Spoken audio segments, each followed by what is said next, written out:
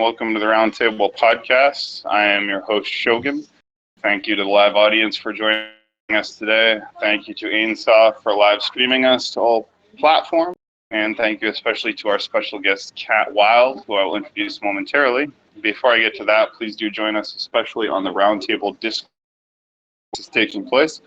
You can simply Google Roundtable Discord, or you can find us through the conspiracy theory or politics sections of the Discord public Discord loader.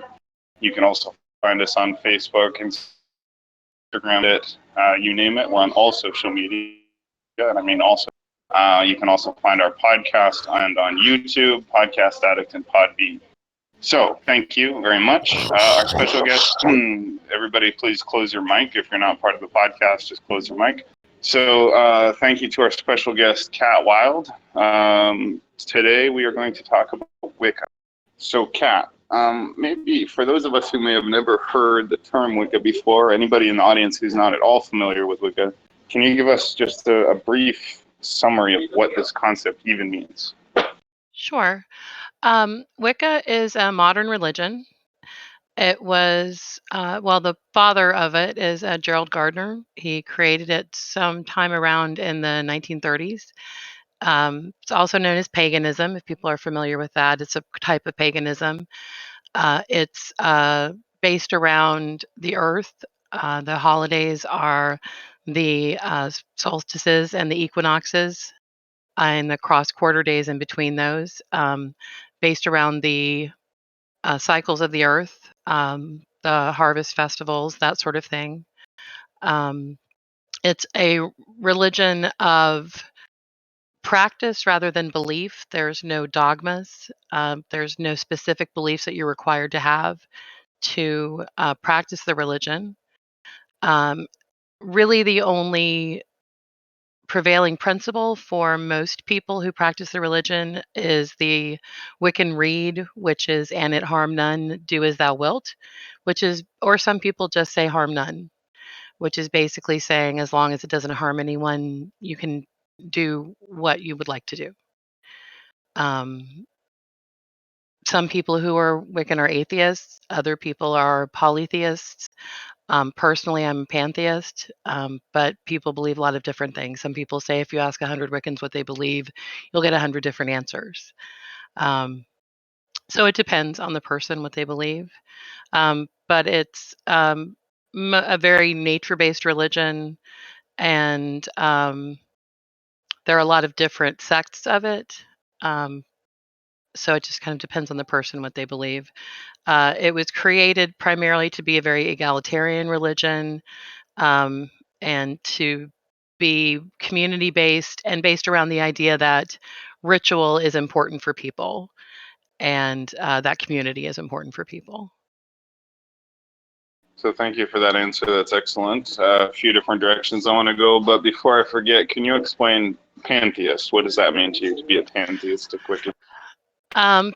For me, it means that everything is connected, that we're all connected, that deity is inherent in everything, and that everything and everyone shares a spiritual connection. I see. So my question would be, at what age and how did you come into Wicca in the first place? How did you become aware of it? When did you decide you identified with it, and how did you start following it? It was in my early 20s. I was exploring different religions, and in exploring them, I started looking into paganism, and I had a close friend who was already interested in it and was already a practicing Wiccan. Um, Someone that I worked with, actually my boss at work, was one of the leaders of a coven, and I was invited to join the coven. And when I walked into the circle, which is what you do in covens, is you have a circle, and you circling is what is called the rituals are called. I felt like I had come home, and that was over 25 years ago now. So I've been Wiccan for more than half my life. Fascinating. So, to what extent does Wicca involve magic and spellcraft, and to what extent is Wicca the same thing as witchcraft? I am a witch. I call myself a witch. And it just depends on the person how important that is. I consider spells to be the same as prayer. It's the same thing as asking a deity for what you want. Um, it's putting energy out there. It's intent. Um, it's just a ritual form of intent. Some people would say that it's the same as it's psychology. It's um, expressing an intent for yourself of wanting something to happen, and then does that affect you psychologically to put that into your life, or is it expressing a desire to a deity, or it could be putting that energy out into the universe and asking for that to happen. Um, it just depends on the person what they believe that is happening. I feel like it's the same thing as prayer. It's just a way of doing prayer. I see. So, do you believe in actual gods and goddesses? Do you believe that these beings exist in a literal sense, or in what sense do you believe they exist? Um, I believe that I believe in the sense of um, everything is the goddess, the universe. All things are connected, and we are all the goddess. The goddess has 1,000 names. All goddesses are the goddess, and for me to interact with everything, with um, everything that is deity, it helps me to connect to that by um, naming a goddess and by using the goddess as a conduit to connect to that everything, which is difficult to perceive as a human being. Um, do I think that there's a literal goddess? Maybe in the sense that as human beings try to connect to that everything, maybe we create these things that we think of as gods and goddesses um, in a spiritual realm. um, as conduits to that greater self, that greater universal thing that is everything. But I don't really think of them as being literal beings that sit outside of everything and look at us. No.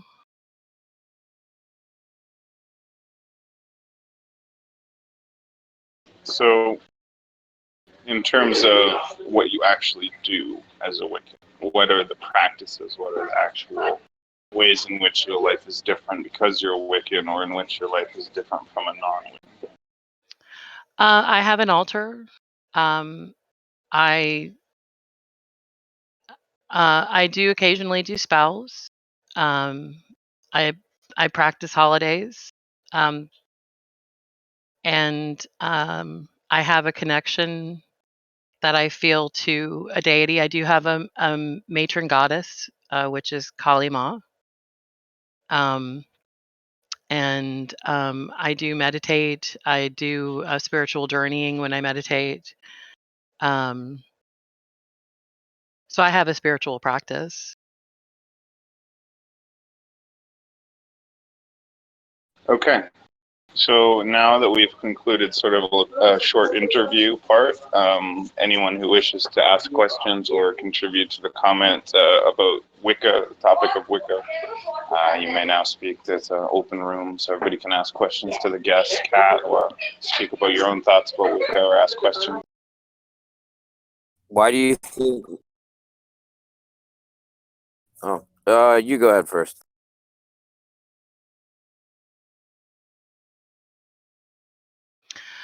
Um, it means a goddess that I am specific, that I'm particularly dedicated to. It's the one that I connect with the most. I feel like it's the goddess that uh, sort of chose me she's a meaningful goddess to me. And it's kind of that goddess has kind of chosen the path that I've taken in Wicca. I'm a Shakti Wiccan, which means that the Wicca that I practice is kind of a combination of or is influenced heavily by Hinduism. The pantheon that I choose to follow is primarily Hindu.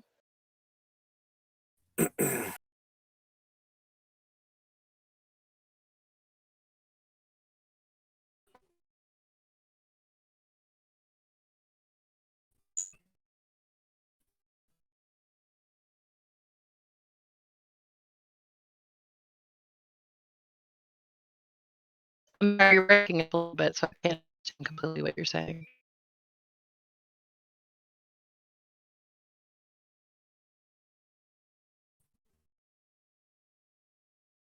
Everybody's breaking up right now. I think everybody broke up. I think it might have been that guy. 1, 2. Testing.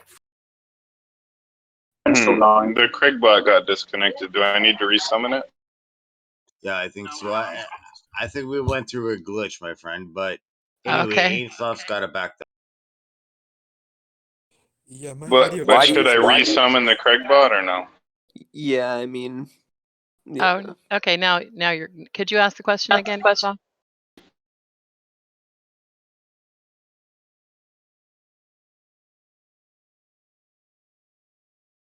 Mm-hmm.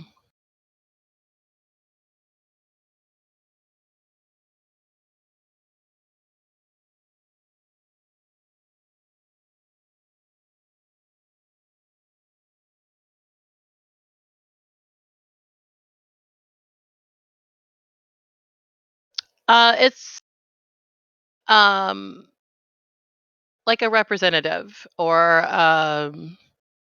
like metaphorical, I would say. Does that make sense? Okay. Why do you think ritual is so important to people? I think it marks important passages, like life passages for people, like birth, death, important times in people's lives. It's important for people, for community, for that sort of thing. It marks times of the year. Yeah, and that too. Dude, we can't understand you because you're roboting. Let me hang on. Let me see if I'll try and type if you can't hear me. Can you hear me now? No, I Testing. can. Fuck. That's better. Can you hear me now? Yes. Yeah. All right. So, what is the weather and the seasons? I'm assuming Wicca is tied into that, Mm-hmm. right? Yes. Okay. I mean, that has its roots in the fact that we were agrarian throughout most of history. So, I Yes. mean, like all the Christian holidays, it's all it's all based around the stars, and I think that's what Christmas is, right? Winter solstice. Yes. That's right. Do you think there's it's where the sun sets at its lowest point, right? and then on the 25th, on the third day after 3 days, it actually rises. That's the winter equinox. Do you think there's like an No, alternative? Do you think that's not the equinox? But yeah. equinox is in the spring, right? There's the autumn equinox and the winter solstice. and winter solstice. The Winter solstice equinox is the 21st usually. Yeah, and then the sun sits there for 3 days at its lowest point, right? And then on the third day, it rises. It seems like everything inside the body. It seems like most of the religions of the world had their base in some sort of pantheistic religion, like the Hindu, like a. It seems like that. It seems like I'm not a historian, but from what I guess, it's like it seems like 10,000 years ago when we became sedentary and we switched from hunter gathering to agriculture. It seemed like the base religion was, centered around essentially the seasons and the weather. Which is interesting. I was wondering, do you think there'll ever be, because you mentioned like community and ritual and all this stuff. Do you think it's possible to have like some sort of updated religion that isn't like totalitarian? I mean, so for example, like, I mean, during the French Revolution, you had Robespierre, and they renamed the calendar like Thermidor and all this stuff. And I mean, you have examples from North Korea, so you have I mean, they have a religion around Kim Jong Il or whatever it is now, son or whatever, Kim Jong Son or whatever. But it's he's some sort of god, and then they have all these giant memorials. Do you think it's possible to build like a civic religion that would give people some sort of equal sense of community or purpose? Because we're Scientology. what's that? Like Scientology. Yeah, I mean, I guess in a way, like I mean, the thing about Scientology is that it's weird because I mean, it's a cult, but it's kind of on the surface, it's appealing. When you get into it, it's just based off of a story, but like I think Scientology attempted to be that. Was there a question in there that you were asking? I don't know. I guess because it's like we're not really, I mean, most of us aren't in the, we're not farmers, so in some ways we're disconnected literally from Mother Nature. I mean, I guess the seasons still matter to us, but it's not like, Well, oh no, we had a bad season, therefore we're gonna go hungry this winter. You know what I'm saying? Whereas I like thousands of years ago, I could see why people were so invested in this stuff. Well, it doesn't have to be literally about the seasons. It can also be about the cycle of life, death, and rebirth. And it's reflected in the seasons. It can be about the cyclical nature of life. Okay. One of the things that's very positive about Wicca is that it's non-hierarchical. You as an individual in Wicca are your own definer. Everyone in Wicca is their own. You are the one who decides what is true for you, and there's no hierarchy. Cat Wild, on that note, are you aware that Gerald Gardner was a student of Aleister Crowley? He did collaborate with Aleister Crowley, yeah. Right, a student of his.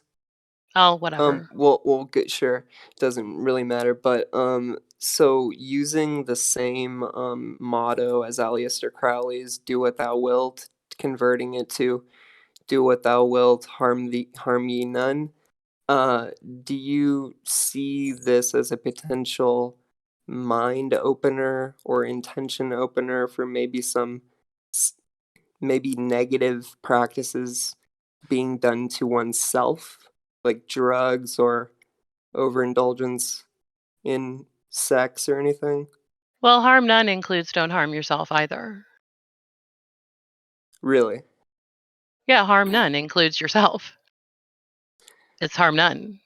But Yeah, that's just don't be a subjective. dick to It's anyone, subjective. including yourself. That's what he's trying to say. Yeah, it is subjective because it's up to the individual to interpret what that Right. means. So I was asking, like, does that open up the door to kind of like make bad things good? And what does that have to do with fucking the Whitaker thing? Because By the way, we're talking witches. Wicca seems to be suggesting a philosophy, Yeah, but I mean, a lot of people that which believe in allows that you stuff- to convert negative things into positive things. Yeah, but that's the thing, is like a lot of people they also consider this type of fucking thought as it's always negative, but there's a positive side to that too, right? Like people that believe To in that. being a drug addict, though. is all I was getting at. Okay, so let me get back on track. Let me get this interview back on track. So, having had that little bit open discussion, Kat, what would you say is the biggest benefit or one of the big benefits you've had from Wicca through your life? Like, how has it helped you? Well, one of the benefits for me with Wicca is the type of Wicca that I initially was involved with was a type of Wicca called Dianic Wicca, which is goddess only, women only Wicca, which I don't at this point I don't identify as. I identify as Shakti Wicca, but initially because it was specifically women only and goddess only, it was a very positive thing for me coming from a background where that was very negative towards women in the religion that I was in, that I felt was very shaming towards sexuality and shaming towards women. And being in a religion that celebrated that I was a woman and was very positive in seeing the deity as female was very helpful for me self-esteem wise, and very helpful for me in um, seeing sexuality as negative. So, if I And can ask you, sorry, go ahead. Were you finished? Okay.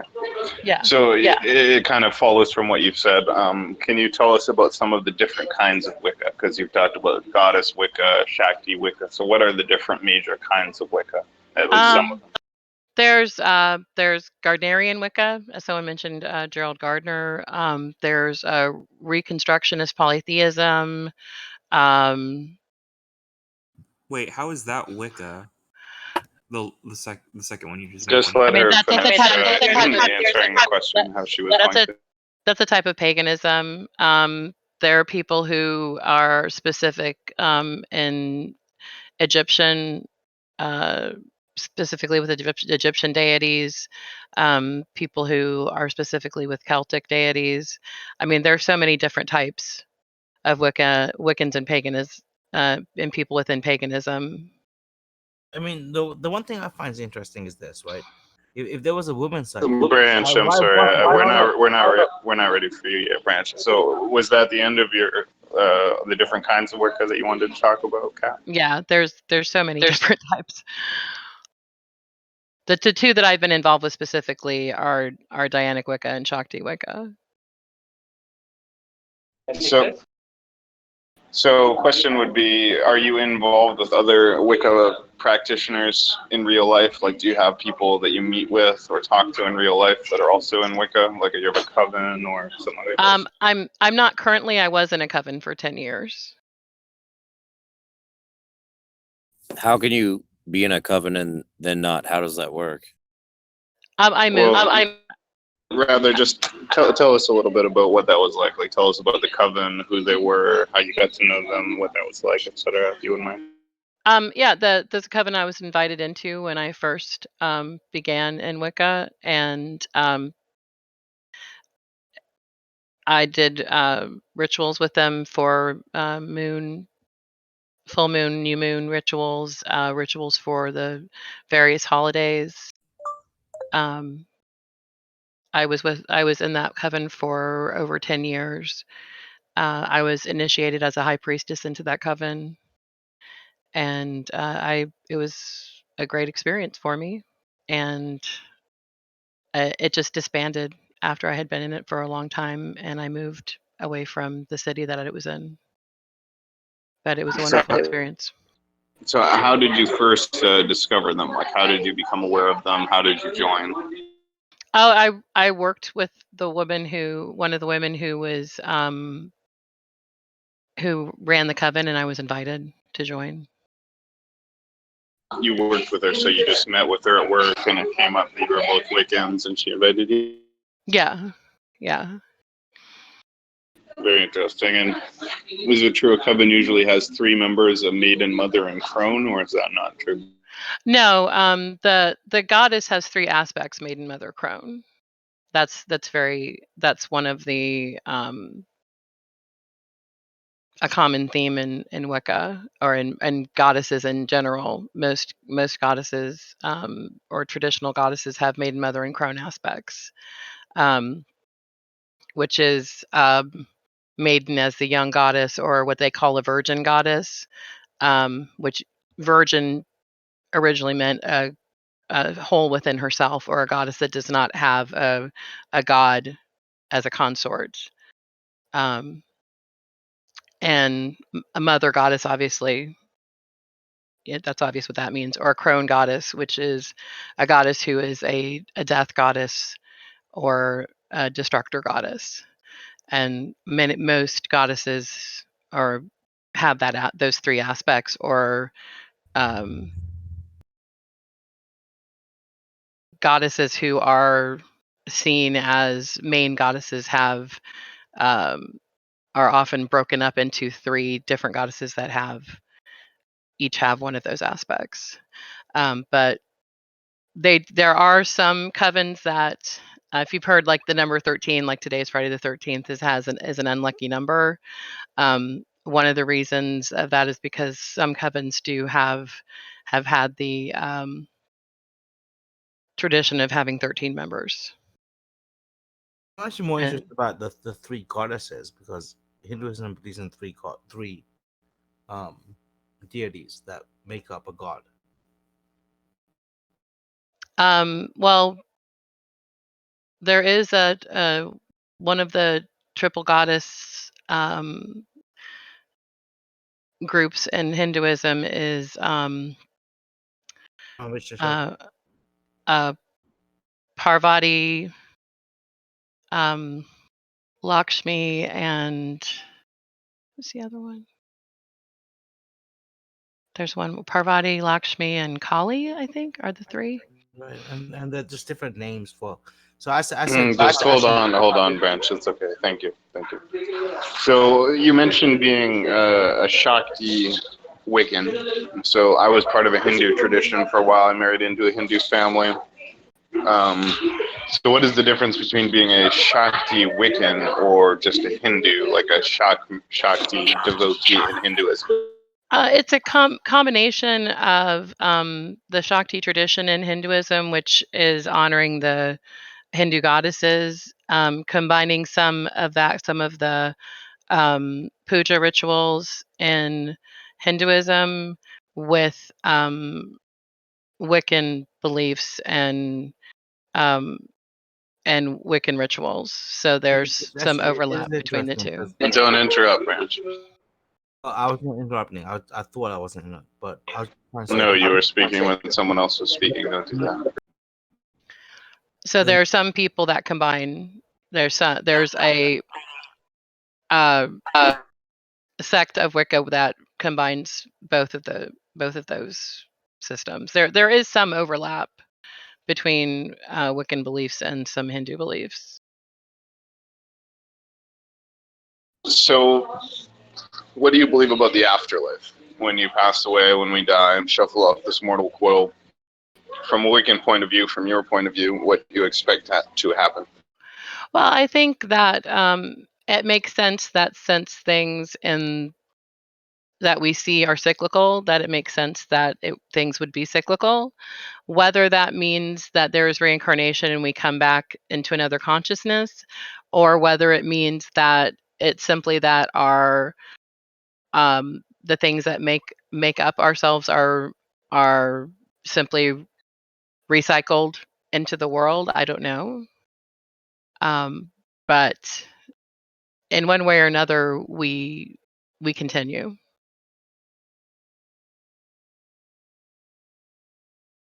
Okay, go ahead. Go ahead. I was gonna ask. So you said your religion is non-hierarchical, but you have Mhm. organization. So how do you resolve that like conflict? What do you mean an organization? Well, you have these covens, right? And Mhm. I mean, there must, even if you have beliefs. So that, I mean, how? I mean, Because, you even. Go ahead. I'm sorry, every woman in the coven can be high priestess and can act as high priestess. So you like, I don't know, alternate. Yes. Okay. I'm curious about this because I mean, I'm going kind of back to my previous point, I mean, throughout the history, like the Christian church, the Catholic church kind of had a functional purpose in medieval life. I mean, like universities and hospitals. And I always wondered how, Wiccan would have, I guess, if you don't really have a hierarchy, I'm assuming at some point it must have had some sort of function in the community. Um, I mean, the Catholic Church, not saying, I mean, not saying it was good or bad, I'm not making any value judgment. It is what it is. But I mean, it essentially played a role in terms of some sort of social order. What does Wicca do in that regard? As far as social order? Yes, I mean, I guess it doesn't do that or something like that. No. I mean, it's a personal belief system. There's no. It's So to what? each their It's own. not political. No. It's pantheist, correct? Yes. So Well, unless I mean, I personally am pantheist, but not everyone in Wicca is pantheist. No. so it must So, have its roots going back thousands of years. No, it's a modern religion. Oh, well, okay. but Wicca does have, in a sense, you could trace it to a very ancient thing. Even if you say its modern form is modern, which I agree. The female-centric, nature-based, cyclical, ritual, folk magic tradition is pre-Christian and pre-Abrahamic. Yeah, it draws from pre-Christian religions, but it was created in the modern time period. At what point? Do you mind if I ask? When was it created? Yeah. Oh, in the 1930s. Really? Hmm. Oh, okay. I didn't realize it was that new. Yeah. So here's a question. Go ahead, Insaf. Thank you.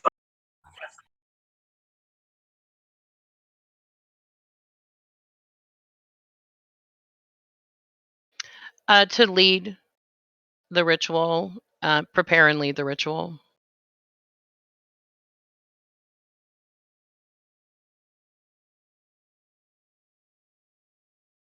Yeah, if some people are solitary practitioners and some people are in covens. It just depends on your preference and if there's a local group.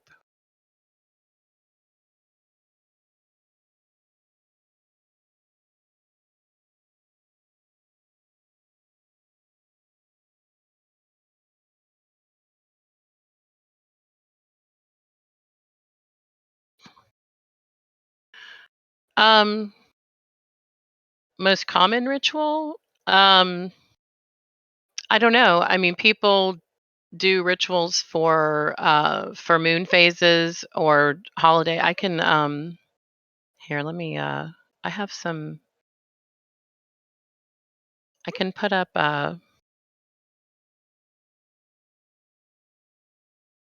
something that shows you what the holidays are if that would be interesting.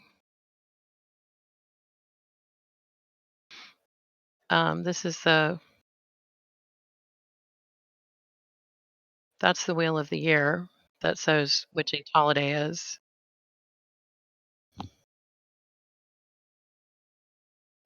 Which is the equinoxes, the solstices, and the cross quarter days.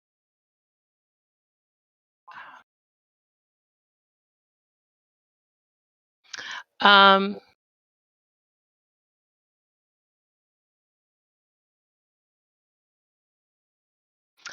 well, Samhain or Hallows Eve is the New Year. Um, that's when the veil between the worlds is the thinnest. This is when you would honor the dead, that sort of thing. Yule is the winter solstice. That's that's when the light returns. When that's the longest night, so that's when the light is returning. Um, February Imbolc is when you do initiations. That's when you're celebrating that spring is coming. Um, Ostara, that's a spring equinox. The earth is awakening, day and night are equal. Beltane, which is May Eve, is the fertility festival. Litha, which is summer solstice, that's midsummer. So that's the longest day. It's when the days are starting to become shorter. So you're starting to prepare for the days becoming shorter. Lammas is one of the harvest festivals, beginning of the harvest. Um, and then Mabon is autumn equinox. That's the high harvest day. So day and night are equal again. It's the balance. So you would do think that the circle, the things you do in circle is um, chanting, singing, bringing up energy. If you wanted to do something like you can do spells in circle. You can bring up energy to focus on a specific thing. You talk about what you're celebrating. Sometimes you do crafts that might be specific to the festival, like make like sometimes like one of the spells you might do is um, if you're you might do something like um, everybody when the days are getting shorter, maybe you want to rid yourself of something because things are winding down. So everybody writes on a paper something in their life that or something about themselves that they want to rid themselves of, like something negative. So you have a cauldron, everybody writes something they want to get rid of, they want to rid themselves of, and they burn it in the cauldron, something like that. Um, and then at the end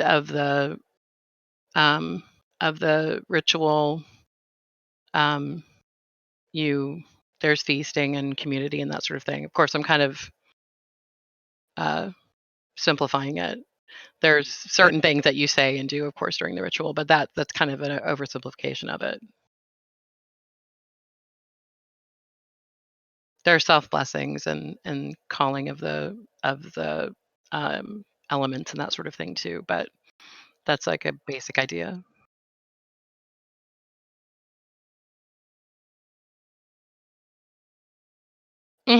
Yeah, you could do that as well.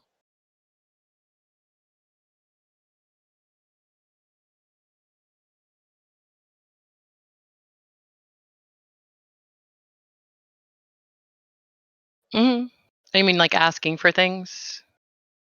Sure, sure.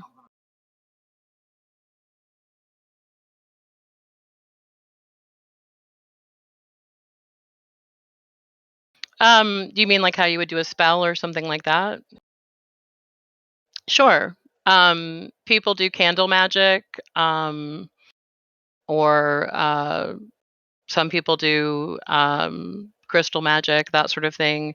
You would pick thing. I tell people. Um, I mean, sometimes you can get books that say use a certain candle or use a certain herb or that sort of thing. I think what works is if you do some pick things that are meaningful to you.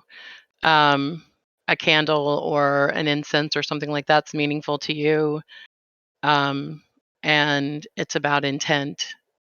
If you if you want a if you're asking for money or a job or love or something like that, and you light a candle and focus on it in a color that means something to you, burn incense that means something to you, then what you're doing is putting your intent into it. Whether that works because you're putting energy out into the universe or because you're focusing on something and that does something to yourself internally, doesn't matter. Doesn't matter. Yeah. Mm. You started breaking up again. Are there but my personal coven was only women, but there are certainly men who are in Wicca as well, and most Wiccans include a god and a goddess. It's that they are. It's the goddess and her consort, so they're male and female deities. For me personally, I call the deity the goddess, and I include primarily female deities. What's the point of having male and female deities? I don't know. I worship the goddess, but some people feel the need to have male and female energy both. I feel the goddess includes everything.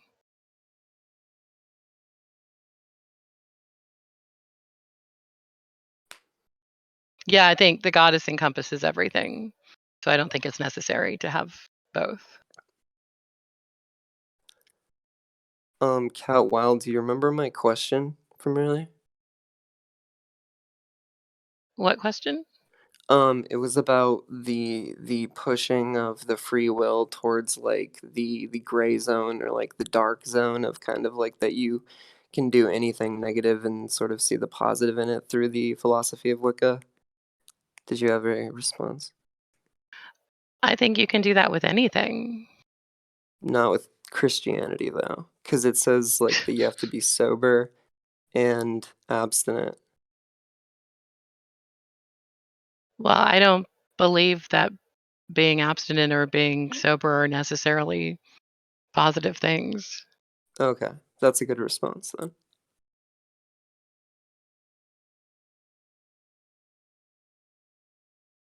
Why was Wiccan created? I don't know specifically Gerald Gardner's reasoning. I know why I I know why I'm in it. I feel like there was a need for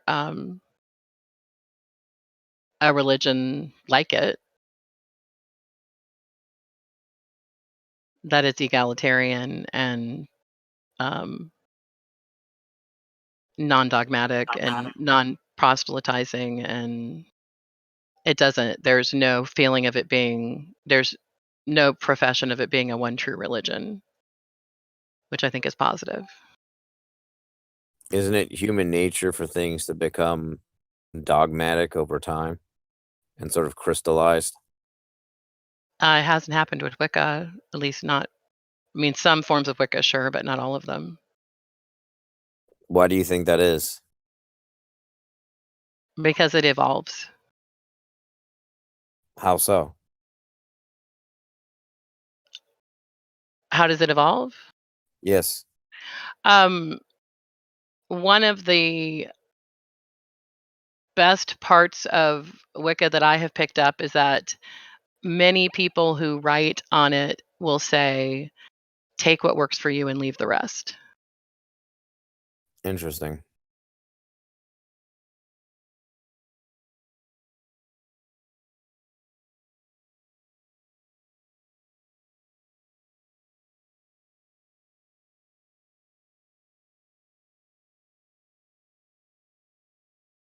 Uh,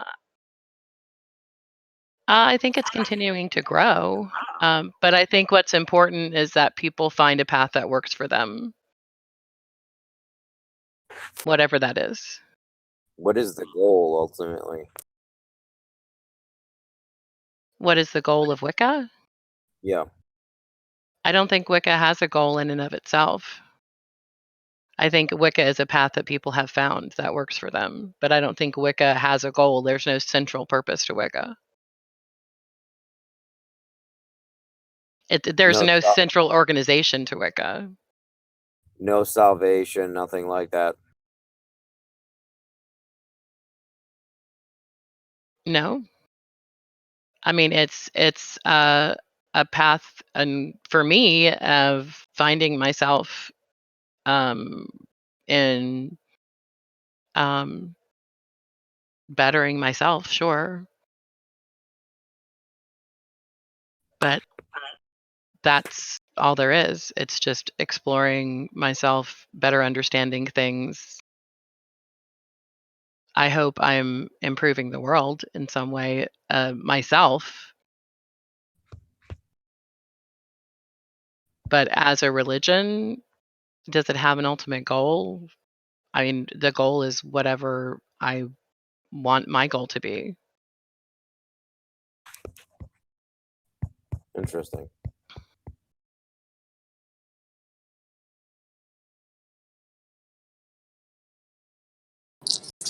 Is there a Wiccan stance on abortion?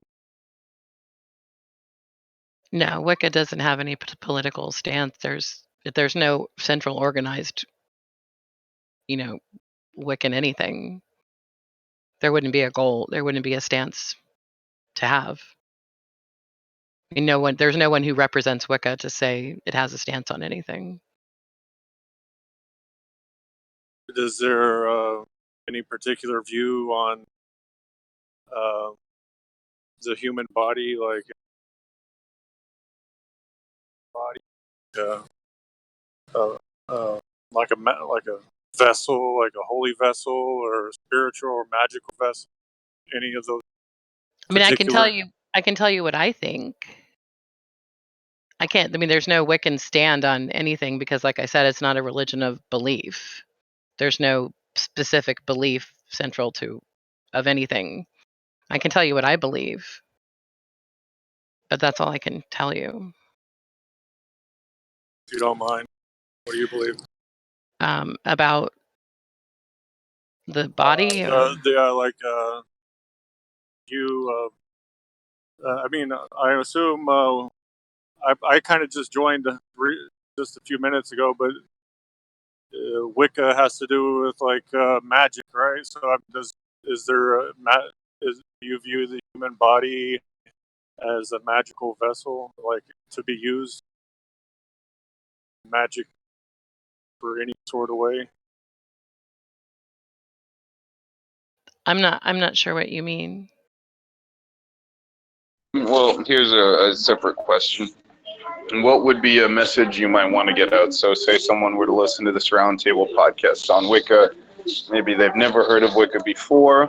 What would you want them to know about Wicca? Or they have a misperception of Wicca. They think it's evil, it's witchcraft, it's Satanism, or whatever. What would be a message you want, the average person to learn about Wicca? Like, what is a misperception? What is a message? What is the motto of Wicca here that you want to get out? Should I read the chart? Well, I have something I wanted to read. Actually, I'll put it up in the thing and I'll read it. This is the charge of the goddess. This was written by Doreen Valiente. This is a rewriting by Starhawk.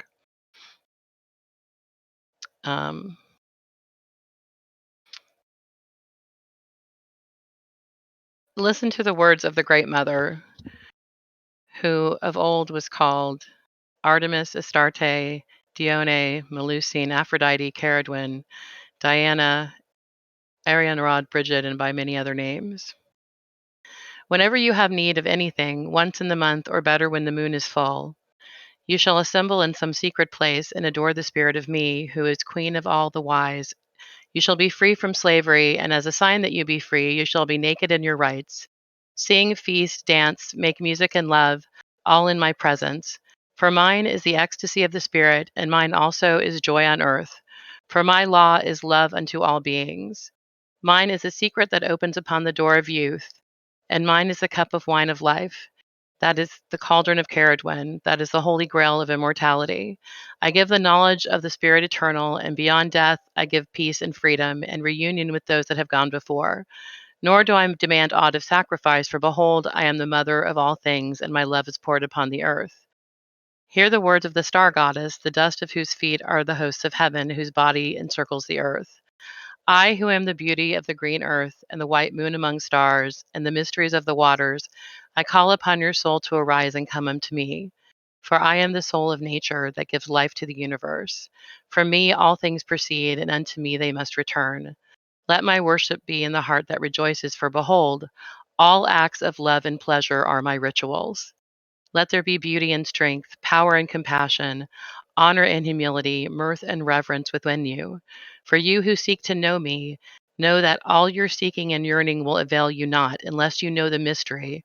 For if that which you seek you find not within yourself, you will never find it without. For behold, I have been with you from the beginning, and I am that which is attained at the end of desire. Thank you. That was very beautiful, and that's a powerful point. So we could end on that note, or if anyone else has something they thought was important to ask or say, or if you have anything else you wanted to say. So you have no particular stance on like abortion or circumcision or tattoos. We're not talking about abortion, No, circumcision, or tattoo. None of that has anything to do with this. So we're not going to entertain that right now. That's not part of this discussion. If you're interested in that, go to RT recorded. Sorry, Siobhan. I just actually wanted to bring up the very part of that, what you had just read. You had named Artemis, right? That's Greek pantheon, also known as Argus. So, like, you're literally naming gods within that prayer, if you call it a prayer. Okay. So again, let's just put it to you then. Thank you so much for taking time to participate in this podcast. I thought it was really, really good, really interesting. Is there anything else you wanted to cover, mention, talk about before we close this episode, Kat? No, thank you very much for having me. I appreciate it. Well, thank you so much. We can always do this again anytime you want on another subject or the same subject. But for now, thank you so much to our special guest, Kat Wild, for teaching us about Wicca. Thank you to the live audience. We got about 20 people in here who attended this live recording. Thank you to Ainsoft for live streaming us to Twitch, YouTube, and all our other platforms. Please do join us on the Roundtable Discord server. Just go to Discord, the public access Discord thing. Find us through either conspiracy or politics. We should be at the top of both of those. Or you just Google Roundtable Discord on Google, you'll find us. Also find us on Facebook, Instagram, Twitter, Tumblr, Twitch, Reddit, you name it, all social media. And the roundtablediscord.com is our website and forum community. We do a live podcast recording every day at 8 p.m. Central, and more often than that. So join us tomorrow. We have a podcast scheduled about love and sex, or romance and sexuality. So that'll be very interesting. 8 p.m. Central tomorrow. So now we're just going to jump up one channel, just jump up to the Roundtable 1, and we will continue with the freestyle discussion. Ainsoft, if you can upload this, thank you so much. You are the man. Belushi's going to get our backlog of recorded episodes up on YouTube in the next day or two. Very excited about that. Check out all the new stuff on RT Recorded, RT Media. You guys are the best. I love you. Thanks so much. Thank you, Kat. God bless. Blessed be. Thank you. Blessed be.